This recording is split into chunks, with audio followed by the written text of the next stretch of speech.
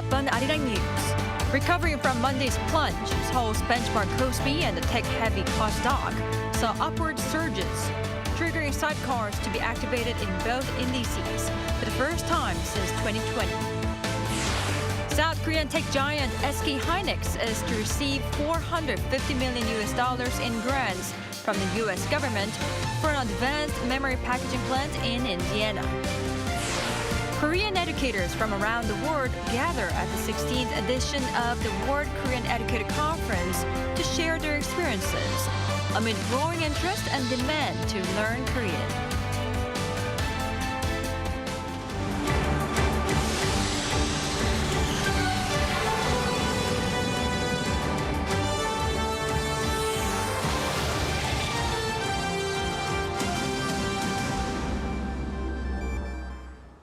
Thank you for joining Arirang News. I'm Kim Bo-kyung. We begin with the local stock market closing with a sharp rebound today after a big collapse on Monday. The surge led to trading curves shortly after markets opened. Moon Hae-ryun has the details. South Korea's stock market showed a steep climb following Black Monday, which saw the country's worst trading session since the global financial crisis of 2008. According to the Korea Exchange on Tuesday, the Kospi closed at just over 2,522, 3.3% higher than the previous day's close, while the secondary tech-heavy Kosdaq ended the session at over 732, up by more than 6%. Just minutes into the day's trading session, a 5-minute sidecar trading curve was activated for both markets to prevent steep price movements as they showed rapid gains. It's the first time since June 2020 that the sidecar has been activated over a surge in the main Kospi. This comes following sharp declines the previous day with the circuit breaker trading curve activated for the first time in some 4 years. On Monday, the Kospi ended the session after falling by more than 8%, while the Kosdaq closed after shedding over 11%. Concerns of a slowdown in the world's biggest economy following on from weak U.S. employment data in turn caused widespread panic in the South Korean market, especially with the U.S. becoming the country's biggest export destination. Because of the panic that was taking place in the U.S. markets, a lot of foreign investors withdrew money from the Korean stock market. Samsung Electronics and SK hynix tracked heavy losses on Monday, with the former falling by more than 10%, but Tuesday showed them regaining their losses. Because both Hynix and Samsung depend so much on the U.S. market, that probably had an additional effect on their volatility. To stabilize the market and calm investor sentiment, Finance Minister Choi Sang-mok held an emergency macroeconomic and financial affairs meeting with the head of the central bank, the Financial Services Commission chairman, and the Financial Supervisory Service governor. Choi reaffirmed the operation of an around-the-clock monitoring system to respond with contingency plans if necessary. Moon Hae-ryun, Arirang News. Over in the U.S., Wall Street lost more ground on Monday, weighed down by concerns over a potential recession. Shin Ha-young has more. Wall Street has suffered its worst day in almost 2 years due to fears of economic recession in the U.S.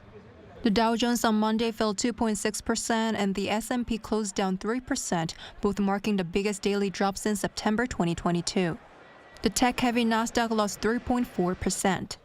On the same day, $650 billion of market cap was wiped off the so-called Magnificent Seven stocks, 7 of the biggest performing tech stocks in the U.S.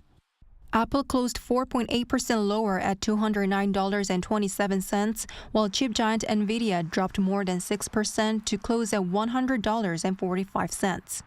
Ahead of these plunges, South Korea's stock market experienced a Black Monday with shares falling more than 8% on Monday, while Japan's stock market also suffered its biggest ever one-day loss. This comes as recent data show that the U.S. unemployment rate reached a nearly 3-year high in July, stoking fears of a slowdown in the world's largest economy. Amid rising recession fears, there are expectations of aggressive rate cuts from the Federal Reserve. Jeremy Siegel, professor emeritus of finance at the University of Pennsylvania's Wharton School of Business, suggested the Fed should hold an emergency meeting to lower rates by 0.75 percentage points, believing the rate should be around 3.5%. On the other hand, some believe that an urgent rate cut by the Fed does not seem necessary. We went from months and months of when's the Fed going to ease and how much are they going to ease this year and next, to one where growth is plunging and the Fed is behind the curve. So we've had a change in attitude. It's been based on some weakening data. In our opinion, is the economy slowing? Yes. Is there any need for an emergency Fed cut? Doesn't look like it in our opinion. The market is expected to reassess the risk of a recession based on the new unemployment claims data coming out this Thursday. 신하영, Arirang News. The U.S. is to award SK hynix $450 million in grants to help the tech giant build an advanced packaging plant in Indiana. According to the U.S. Commerce Department, a preliminary memorandum of terms has been signed with SK hynix to provide $450 million worth of direct funding and access to $500 million in government loans based on the U.S. CHIPS and Science Act. Washington is also to grant a 25% tax credit for the tech giant's investments in the country. SK hynix announced in April that it would invest a little less than $4 billion to build an advanced chip production facility to produce next-generation memory chips in the U.S. state. The amount in exports of agricultural goods in the first 7 months this year reached a record high of some $5.7 billion. That's up over 9% from the same period a year ago, according to the Ministry of Agriculture, Food and Rural Affairs on Tuesday. By item, exports of instant noodles topped the list at $700 million, up 34%. Exports of instant rice increased by 46%, and kimchi exports rose by 4%. By country, the U.S. topped the list, followed by China and Japan. A set of measures has been unveiled to support vendors affected by the recent payment delays of two major e-commerce platforms. Starting Friday, liquidity support will be provided, worth over 500 billion won in total. Ishiu reports. On Tuesday, the South Korean government announced comprehensive measures for those suffering financial damage from the ongoing crisis involving e-commerce platforms Tmun and We Make Price. The government is committed to minimizing damage to consumers and vendors by maximizing available resources. From Wednesday, vendors waiting for delayed payments can apply for an up to 1-year extension of the maturity of their existing loans. And from Friday, vendors can apply for liquidity support with more than 300 billion Korean won, or roughly $218 million in total, being offered by the Industrial Bank of Korea and the Korea Credit Guarantee Fund. This support is given in the form of special low-interest loans at the minimum rate of 3.9%, at least 1 percentage point lower than the regular rate for small business owners. The owners can receive loans of up to the cost of the damage, or 3 billion Korean won, whichever is less. Also on Friday, another emergency loan totaling 200 billion Korean won, or $145 million, by two government agencies, the Small Enterprise and Market Service and the Korea SMEs and Startups Agency. Individual small business owners can apply to borrow up to 150 million won, and medium-sized business owners can apply for up to 1 billion won. For further support, some 20 related government and civil bodies are coming together to form an emergency response team. The Ministry of SMEs and Startups, the Financial Services Commission, and other bodies are operating consultation and information services for victims. They're also setting up special teams to prevent potential abuse of aid. The delayed refunds and payments by South Korean affiliates of Singapore-based e-commerce platform Q10 have caused market chaos in the country since early July. Since then, the sellers have been waiting for payment and customers for refunds on unshipped products or canceled services. Sources say the issue stems from a liquidity crisis at Q10 after its takeover of another shopping platform earlier this year. The estimated total cost of damage as of last week was over 274 billion Korean won, or around $200 million. 이시후, Arirang News.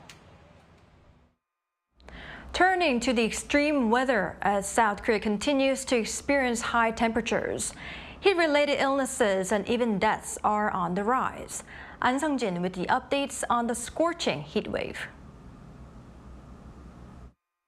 South Korea swelters in an intense heat wave.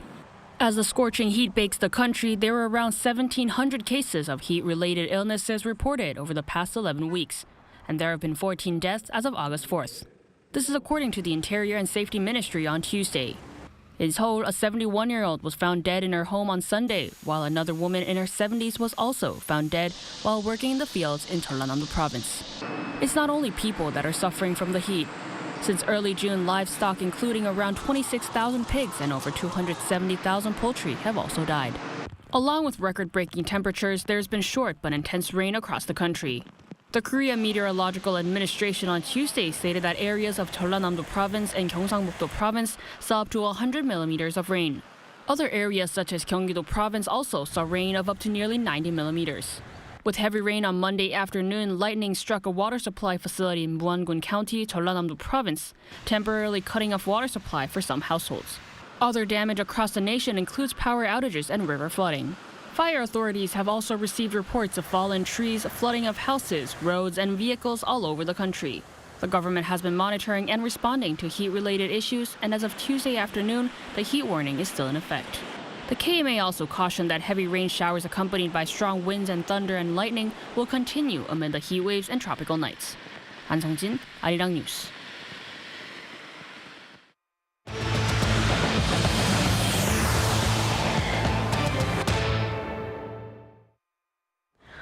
The Biden administration is seeking to contain the risks of a direct hostile confrontation between Israel and Iran, as the latter pledges to retaliate against the recent assassination of a senior Hamas official in Tehran. Choi Min-jung reports. U.S. President Joe Biden convened his national security team on Monday to discuss ways to prevent the crisis in Gaza from becoming a full-blown regional conflict. Biden said he and the vice president were briefed on developments in the Middle East. They received updates on threats posed by Iran, diplomatic efforts to de-escalate regional tensions, and preparations to support Israel should it be attacked again. Biden said they also discussed measures to defend U.S. forces and respond to any attack against its personnel. This comes as several U.S. personnel are believed to be injured after a suspected rocket attack at Al-Assad Air Base in Iraq. Though the source for the attack has not been identified, Iran-backed militant groups have been blamed for previous attacks against U.S. service members in the region. Meanwhile, Washington has been urging countries to tell Iran that an escalation is not in their best interests. We are at a critical moment for the region, and it is important that all parties take steps over the coming days to refrain from escalation and calm tensions. Escalation is in no one's interest. On Wednesday, the Organization of Islamic Cooperation is set to hold an emergency meeting in Saudi Arabia at the request of Iran.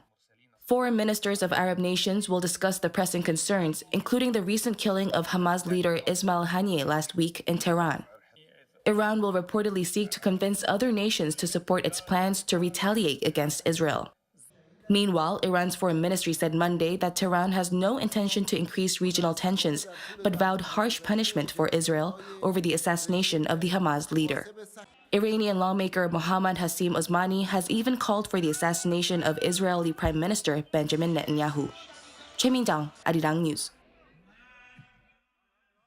On the cultural front, renowned linguist Noam Chomsky once said, "Language is not just words, it's a culture, a tradition, a unification of a community."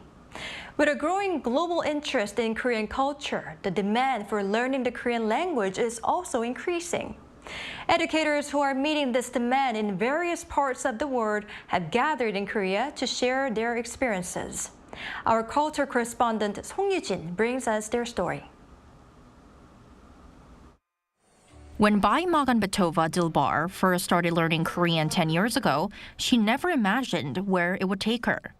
A former student at the King Sejong Institute in Kazakhstan, she was drawn to the beauty of the language and now teaches at the very place where she picked it up. Now, she has become the first foreign national to win the grand prize, the highest honor at the World Korean Educator Conference's Outstanding Educator Award. 한국어는 제 일이고, 제 과거이고, 그리고 현재이고, 제 미래이라고 생각합니다. 네, 앞으로도 한국어를 더 열심히 공부하고 학생들에게 한국어를 더 재미있게 가르칠 수 있는 그런 선생님이 되고 싶습니다. Every summer, hundreds of Korean language instructors from around the world gather in Korea for this conference. The World Korean Educator Conference is a platform to honor teachers from King Sejong Institutes worldwide who work to spread the Korean language and Korean culture. It also provides training to enhance their teaching skills. The King Sejong Institute, run by the King Sejong Institute Foundation under the Culture Ministry, is dedicated to teaching Korean language and culture to non-native speakers. With over 250 branches in more than 80 countries, the institute has seen a surge in students eager to learn Korean. This growing interest makes discovering the most effective teaching strategies crucial. Bai Magambetova wanted to make what she found challenging when learning Korean easier, so she decided to add a fun twist. 수업 시간에 조금 약간 5분, 10분 정도 게임을 하고 학생들에게 그렇게 어휘나 문법을 설명하거나 연습을 합니다. Until Friday, these passionate instructors will learn and practice the latest techniques, including integrating the latest technology and trends like short-form content. One of the participants, Zanabek Begimai, was the first student of the King Sejong Institute in Kyrgyzstan, where she teaches now. 한국어를 가르쳐주신 선생님들의 방식대로 제가 배운 것 그대로 그냥 가르치고 있는 것 같아요. 뭐 수업 중에 뭐 한국 관련 뭐 동영상 보여주거나 아니면 뭐 드라마 같은 거 조금씩 보여주고 아니면 그 노래들 있잖아요. 애기들이童謡. The theme of this year's World Korean Educator Conference is Teaching Korean is a Wonderful Thing. Through this, participants will explore how to make learning Korean a truly wonderful experience for their students. 송유진, Arirang News. In Paris, where the Olympics are in full swing, various Korean culture events, including K-pop, are catching the attention of the locals and tourists alike. Choi Soo-young takes a closer look. Models wearing traditional Korean clothing hanbok appeared at Korea House located in Paris. 7 hanbok designers showcased their works inspired by the idea of a girl who participated in the 1900 Paris World Expo, returning to the city over 100 years later for the Paris Olympics. The designers reinterpreted outfits traditionally worn for weddings or coming-of-age ceremonies, receiving compliments from both visitors and the Paris fashion scene. Traditional Korean crafts also caught people's attention. We put a lot of thought into presenting works that reinterpret Korean traditional culture, reflecting both its original and modern aspects, and considering how to approach it from a future perspective. Outside Korea House, a replica of a Korean market street has been set up. Visitors can experience Korean culture as well as watch K-pop dance competitions. The booths selling tteokbokki, dumplings, and chicken with beer are so popular that visitors often have to line up and wait. K-snack has become all the rage in Paris so much so that the daily supplies of 500 servings sell out quickly. The food was absolutely great. The kimchi was really delicious. We didn't know much about Korea, but now we've learned more and want to visit Korea. Korean literature events featuring young Korean and local writers and various Korean culture events took place across Paris. In Paris, Hallyu has become a new key trend. Choi Soo-young, Arirang News. The K-pop boy group Stray Kids were among the headliners at the American 4-day music festival Lollapalooza Chicago. On Tuesday, their agency JYP Entertainment announced that Stray Kids performed a total of 21 songs at the event on August 2nd. They entertained tens of thousands of fans with their hit songs such as Super Ball, Lonely Street, and My Pace. The group was chosen as the headliners for Chicago, marking their second time following last year's Lollapalooza Paris. Lollapalooza is a major music festival that began in Chicago in 1991 and now takes place around the world, including in France, Chile, and Brazil. A tragic fire in June at a factory after several lithium batteries exploded has reignited debate over the risks and rewards, if you will, of lithium batteries and their potential alternatives. Jin reports. The batteries that we commonly use at home are single-use, non-rechargeable batteries. These are known as primary batteries. There are various types of batteries, from alkaline batteries to mercury batteries and even sodium batteries. But because of their long life, lithium batteries are the most common type of primary battery, recently replacing alkaline cylindrical batteries. The energy-efficient primary lithium batteries are mostly used in smart grid meters, communications equipment, and small home appliances like cameras. The problem is the vulnerability of lithium if it is exposed to moisture. Even a single drop of water is enough for lithium to catch fire. When lithium touches water, not only does it cause a sudden exothermic reaction, but it also heats the surrounding area and generates hydrogen gas. That generated hydrogen gas doubles the risk of explosion. But despite such risks, lithium is still the main material used in batteries because of its high energy density. With the same volume and mass, lithium batteries contain more energy and they are lighter in weight, increasing their portability. When made into a primary battery, the lithium batteries are light and have the advantage of lasting longer than other batteries. When made into a secondary battery, lithium batteries can be charged at high speed without compromising battery capacity. The reason we use lithium batteries is because they have relatively high voltage compared to other batteries, while providing high energy capacity.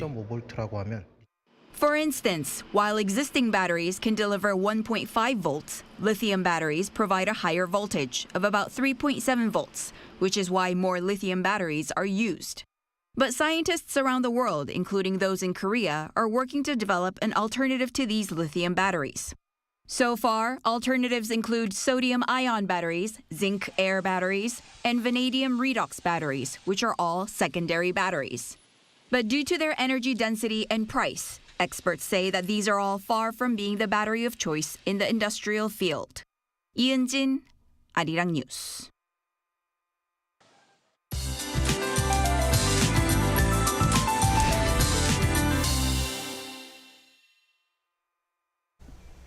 With heatwave warnings in place in most parts of the country, tomorrow will be just as hot as today. As temperature and humidity levels soar, it will feel even hotter than it actually is. During heat waves, it's recommended to avoid going out between 10 a.m. and 3 p.m. when temperatures are at their highest, and to drink plenty of water. There are continuous showers these days as well. Tomorrow, up to 60 millimeters of rain will pass over the country until the evening. Make sure to have an umbrella with you when heading out.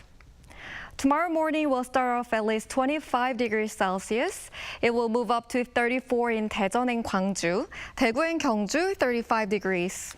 There's more rain forecast for the Seoul metropolitan area this coming Thursday. That's all for Korea. Here are the weather conditions around the world.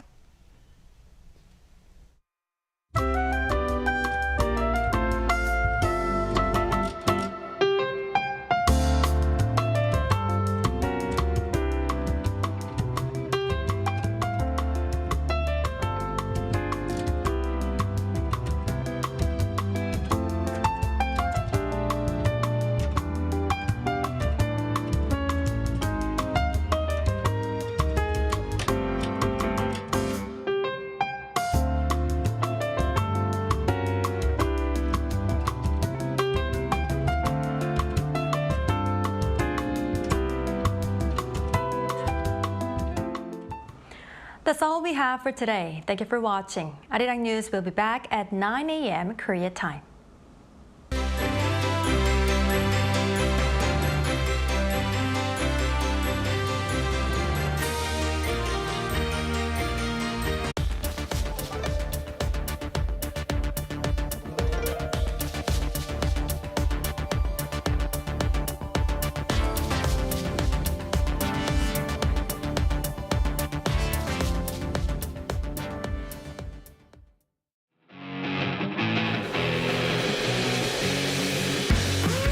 There is no greater blessing than to have